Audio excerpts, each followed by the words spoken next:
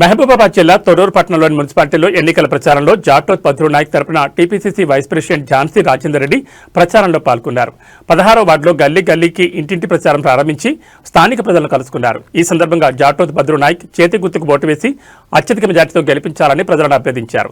Congress party చేపట్టిన అభివృద్ధి కార్యక్రమాలు, సంక్షేమ పథకాలను వివరించి మున్సిపాలిటీ అభివృద్ధిలో కాంగ్రెస్ పార్టీ పాత్రను ప్రజలకు తెలియజేశారు. జాటోత్ పద్రు నాయక్ ప్రజల మధ్యనే ఉండి పనిచేసే నాయకుడని, వార్డు సమస్యలపై పూర్తి అవగాహన కలిగి ఉన్నారని పేర్కొన్నారు. కాంగ్రెస్ పార్టీ అధికారంలో ఉంటే మున్సిపాలిటీలో మౌలిక వస్తువుల అభివృద్ధి, ప్రజా సంక్షేమానికి అత్యంత ప్రాధాన్యత ఇస్తుందని తెలిపారు.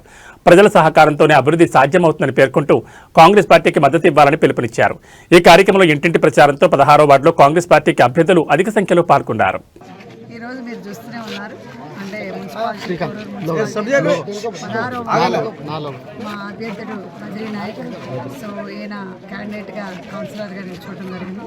మరి అదేవిధంగా ఈరోజు ఫస్ట్ డే క్యాంపెయినింగ్, ఎందుకంటే నిన్నటి వరకు మనకు స్కూట్నీలో ఉంది కాబట్టి ఈరోజు ఫస్ట్ డే ఇక్కడ వార్డ్ 16th వార్డ్ స్టార్ట్ చేసాం. మీరు అందరూ ఇందాక వరకు చూస్తూనే ఉన్నారు, స్పందన బాగుంది. అంటే వాళ్ళ కంప్లైంట్ ఏంటంటే రోడ్లు కొన్ని, డ్రైనేజ్ కొన్ని చేయలేదనే కంప్లైంట్.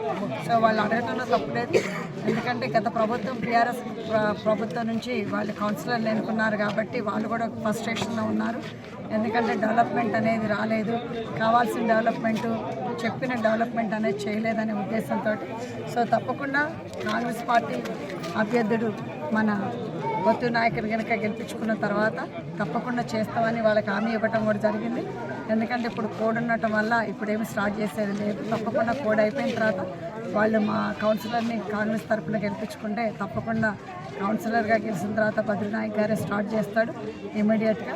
సో అదొకటి. ఇంకోటి ఏంటంటే ఇప్పుడు ఇక్కడ రోడ్లు ఒకటి, డ్రైనేజ్ ఒకటి సమస్య. సో ఇది తప్పకుండా చేస్తామని మీడియా తరఫున మన ఇక్కడున్న ప్రజలందరికీ హామీ ఇవ్వటం కూడా జరుగుతున్నది.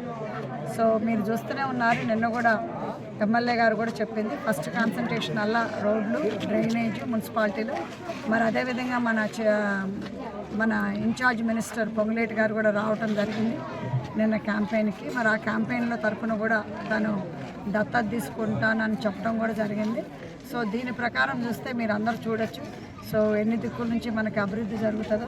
సో తప్పకుండా ఏమైతే కావాలో సో ఇవన్నీ కూడా చేయటం జరుగుతుంది. ఇప్పుడు నీళ్ళ సమస్య కావచ్చు, రోడ్లే కావచ్చు, మరి కాలువలే, మన సైడ్ కాలువలే కావచ్చు. సో తప్పకుండా చేస్తా అని చెప్తాను.